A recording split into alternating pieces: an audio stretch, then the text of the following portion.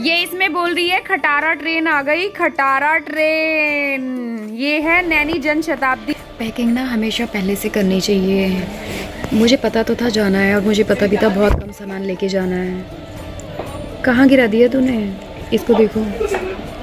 सुबह 5:40 की ट्रेन थी और हम लोग जल्दी जल्दी 5:30 बजे निकले। और इतना कोहरे में जो ऐना थी वो बाइक पर आगे बैठी थी, तो उसको उल्टी तरफ बिठा लिया था कि जिससे कि बाइक चले तो हवा उसकी कमर में लगे।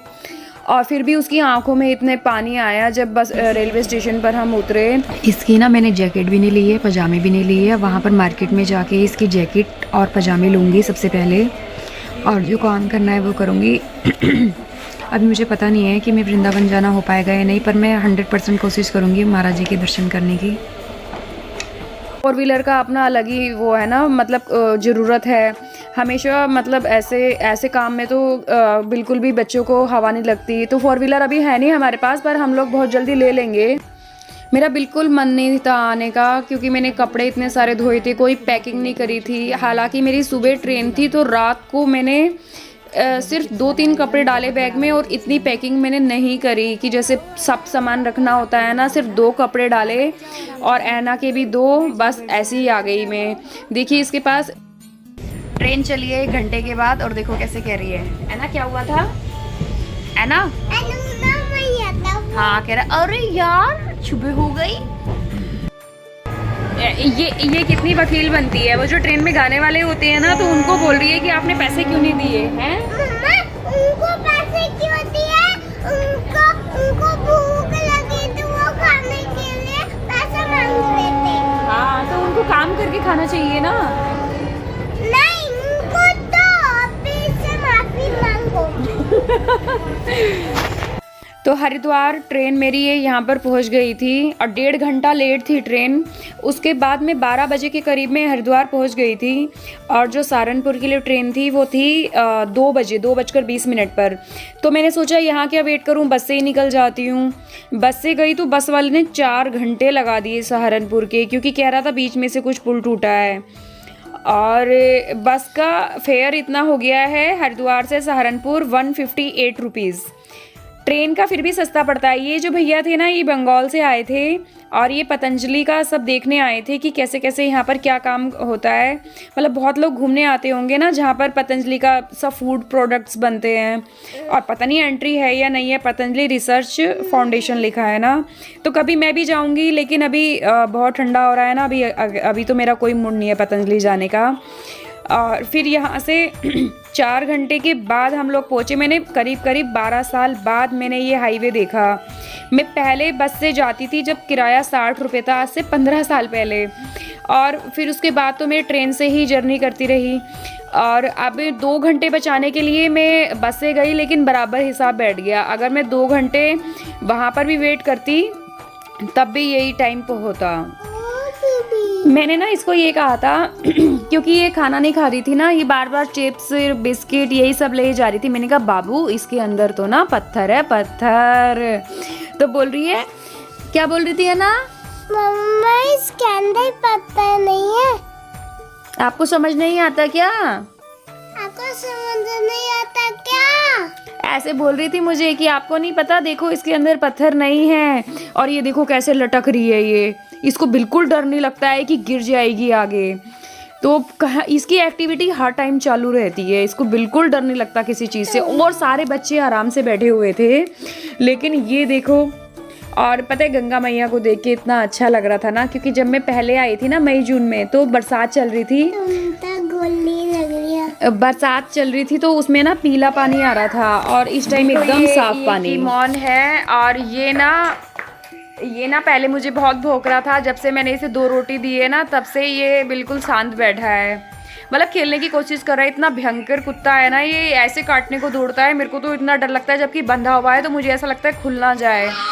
तो रात को मैंने इसको ना 2 रोटी दी है, तब से ये मतलब मेरे से थोड़ा सा फ्रेंडली बिहेवियर इसका लग रहा है।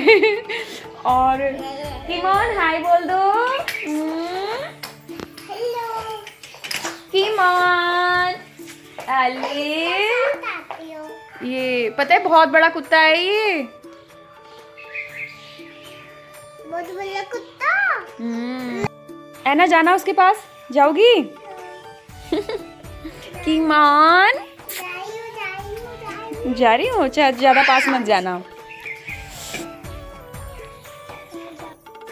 पता है बस में क्या हुआ था, एक लेडी बैठी थी, वो ये कह रही थी कि भाई मैंने 60 रुपये रखे थे और तुमने मेरी 60 रुपये उठा लिए। एक लेडीज़ के ऊपर बहुत बोल रही थी, तो मैं दिखाऊं तुम्हारे पर्स में से। तो वो हस्बैंड वाइफ बैठे थे, थोड़े गांव के लग रहे थे वो। तो मुझे लग रहा था कि ऐसे कोई कैसे किसी के 60 रुपये, क्या पता मैंने कहा उठा भी ले हूँ। तो वो बहुत बोल रही थी, बहुत बोल रही थी। उसके बाद उसके हस्बैंड ने ना 60 रुपये दे दिए। उसके बाद भी वो इतना बोल रही थी कि तू सहारनपुर उतरेगी ना, तेरे को बताऊंगी मैं। मुझे एक बार को ऐसा लगा कि कहीं वो उन लोगों को सीधा जान के तो नहीं 60 रुपये लेने का मतलब ऐसे बोल रही है। और जैसे कह रही थी 60 रुपये के लिए तेरे को पुलिस में मतलब मैं दे दूंगी। तो उसका पति तब भी नहीं कुछ बोल रहा था कि अगर समझ में नहीं आया यार लोग क्या करते हैं बाहर, मतलब कि अगर झूठा इल्जाम भी अगर तुम्हारे ऊपर वो लगा रही है तो कुछ तो बोलो कि हमने नहीं लिए या दिखाओ कि कहाँ है। और अगर लिए हैं तो चुपचाप तुमने 60 रुपये मतलब अलग से कोई पैसे निकाल के दे भी तो दिए हैं। 20-20 के 3 नोट दिए थे। वो कह रही थी एक मेरा 50 का नोट था, एक 10 का नोट था। मतलब इस तरह से यार लोगों का बिहेव होने लगा है। मेरे को समझ में नहीं आता है दुनिया कहाँ जाएगी। और 60-60 रुपए के लिए। और फिर मतलब उसने मतलब एक वो था ना तमाशा, पूरी बस में तमाशा क्रिएट हो गया। जो बस का ड्राइवर था ना वो भी बोल रहा है क्या हो गया है इनको। तो मेरे जो आगे वाली एक सीट खाली थी, मैंने कहा पास में मत बैठो। वो जब आगे बैठी फिर उसके बाद मामला शांत हुआ। मतलब अगर उसने 60 रुपये लिए हैं तब भी ये बहुत बड़ी बात है पूरी बस में। मतलब जिस तरह से कलेश हुआ, अगर नहीं लिया तो बाप रे वो लड़की कितनी तेज है जो कह रही थी कि मतलब उन्हें झूठा ब्लेम लगा दिया। पता नहीं सच क्या है झूठ क्या है, लेकिन लास्ट में सबको यही लगा कि उसने झूठा ब्लेम लगाया है लोगों को सीधा देखकर। ऐसा भी होता है। क्या किससे लड़ रही थी तुम रात को? तुम बोलो। आप किससे लड़ रहे थे रात में? मेरे को नहीं पता। ये पता है रात में जब सोती है ना इतनी तेज पेट में मेरे इन्हें पैर मारे, इतने पैर मारे दोनों, पूरा मेरा पेट में दर्द हो गया। और मैं से रोने लग गई रात में। फिर मैंने कहा बाबू तुम सीधा सो जाओ, तब जाके ये सीधा सोई है। ये आपको घर बहुत मैसी दिख रहा होगा ना, मैं सब साफ कर दूंगी इस घर को ना। अभी मेरे को यहाँ पर झाड़ू भी नहीं दिख रहा है, काफी सामान लाना है, पूरा साफ करूंगी तब जाके व्लॉगिंग में मजा आएगा। पीछे भी थोड़ा गंदा दिख रहा होगा। एक तो जब तक यहाँ पर पोताई वगैरह नहीं होगी ना तब तक ये साफ नहीं लगेगा, लेकिन जैसी पोताई हो जाएगी ये एकदम साफ हो जाएगा, है ना।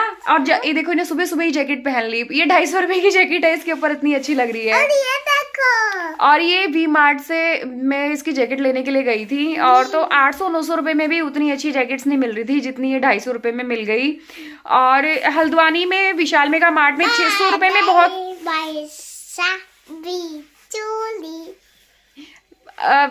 हल्द्वानी की विशाल मेगा मार्ट में भी बहुत सुंदर जैकेट थी 600 की। इसको ना ये गाना बहुत पसंद है। अच्छा अभी बाय बोल दो। बाय। बादल वैसा भी चली। बाय, आप कल के ब्लॉग में मिलेंगे, ठीक है? कल न्यू ईयर है। Thank you, bye.